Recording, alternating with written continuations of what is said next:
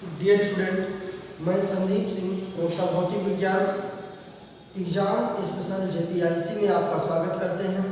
प्रिय विद्यार्थियों, इस चैनल के माध्यम से महत्वपूर्ण प्रश्नों की व्याख्या की जा रही है जो बोर्ड परीक्षा में विगत कई वर्षों में पूछे गए प्रश्नों की व्याख्या की जा रही है और जिनकी उम्मीद इस बार भी आने की है।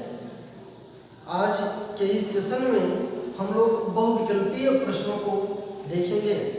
बहुविकल्पीय प्रश्न अर्थात इसमें कोई एक विकल्प सही होता है, उस विकल्प को हमको अपनी उत्तर पुस्तिका में लिखना होता है।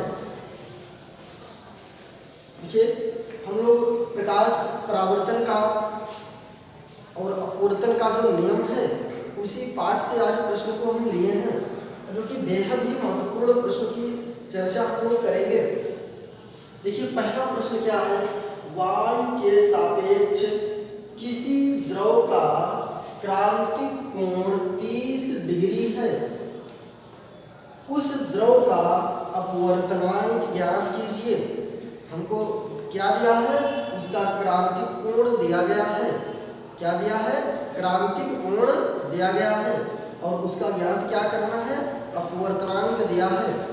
हम जब भी किसी भी प्रश्न को लगाते हैं तो सबसे पहले हम प्रश्नों में ये देखते हैं कि प्रश्न में क्या दिया गया है और फिर क्या पूछ रहा है। तो दिया है, देखिए यहीं पर आपको हम बता रहे हैं, दिया है क्रांतिक कोण दिया गया है। क्रांतिक कोण को C से प्रदर्शित करते हैं। किससे प्रदर्शित करते हैं? C से। और पूछ क्या रहा है? अपवर्तनांक n बराबर पूछ रहा है। हम सभी लोग जानते हैं कि क्रांतिक कोण क्या है। जब कोई प्रकाश की किरण सघन माध्यम से विरल माध्यम में जाती है, सघन माध्यम से विरल माध्यम में जाती है, तो उस वहाँ पर अपवर्तन भी होता है और अपवर्तन की एक विशेष स्थिति को जब आपतन कोण का मान 90 डिग्री हो जाता है तो उसे हम क्रांतिक स्थिति कहते हैं। उसे हम क्या कहते हैं? क्रांतिक स्थिति कहते हैं। यहाँ पर सूत्र हम लगाएंगे n बराबर 1/sin c। ये क्या है? ये महत्वपूर्ण सूत्र है। क्रांतिक कोण का, क्रांतिक कोण का सूत्र है n बराबर 1/sin c। अब हम लोग क्या करेंगे? 1c का मान यहाँ पर रख देंगे तो क्या हो जाएगा? sin 30।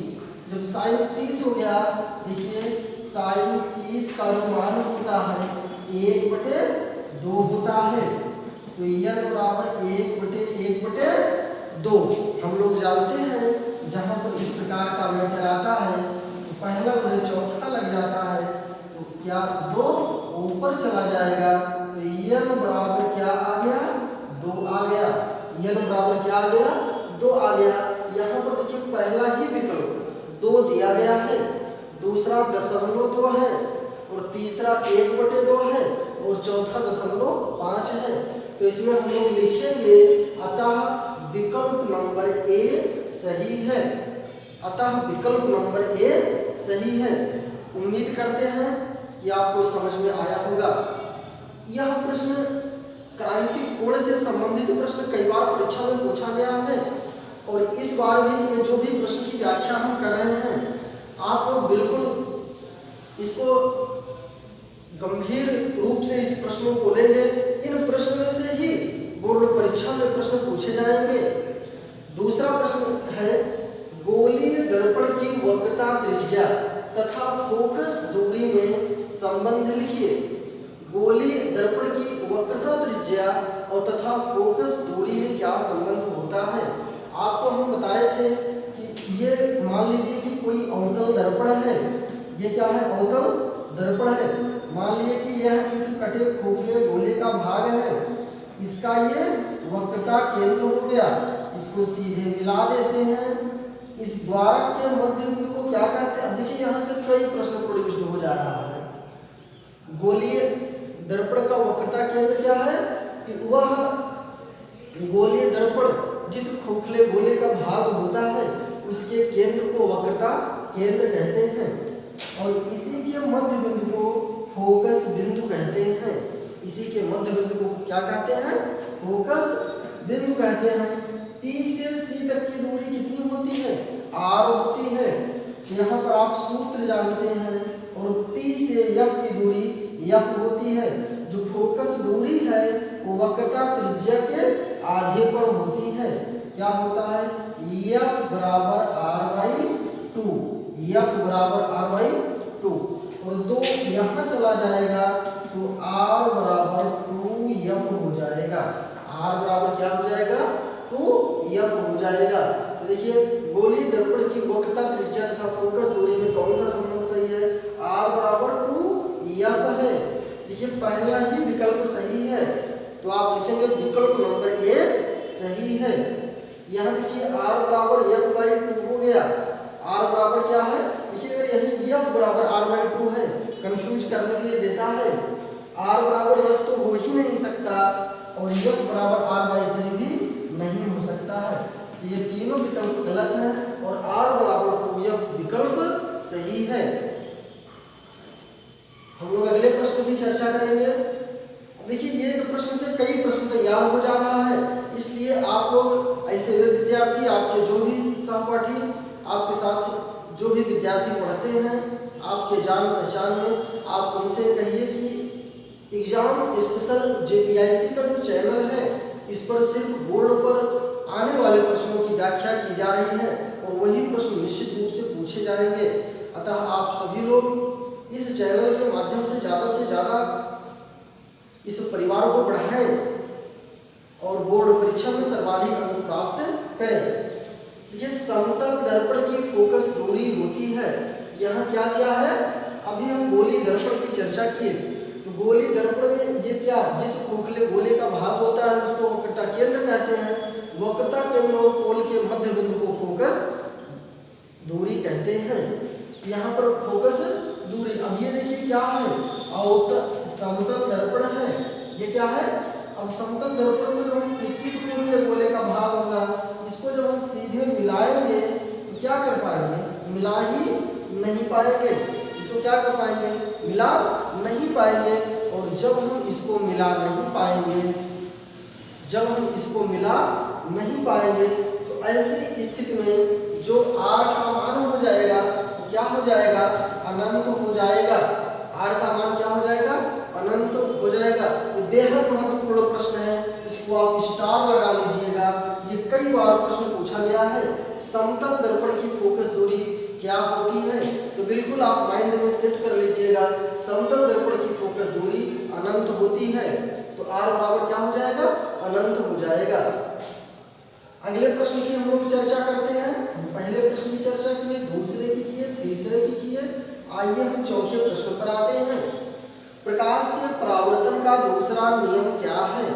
अब देखिए प्रकाश के परावर्तन की बात आ गई तो आपको बता देते हैं। जब प्रकाश किसी एक माध्यम से दूसरे माध्यम में चला जाता है तो इसे अपवर्तन कहते हैं और जब प्रकाश की किरणें अपने ही माध्यम में वापस लौट आती हैं तो इसे हम परावर्तन कहते हैं। इसे ये देखिए यहाँ पर, ये आप देखिए प्रकाश की किरण आई, जहाँ टकराती है उसे आपतन बिंदु कहते हैं और आपतन बिंदु पर क्या बना देते हैं? अभिलंब बना देते हैं। क्या बना देते हैं? अभिलंब बना देते हैं। अब प्रकाश की किरण अपने ही माध्यम में क्या हुई? वापस आ गई।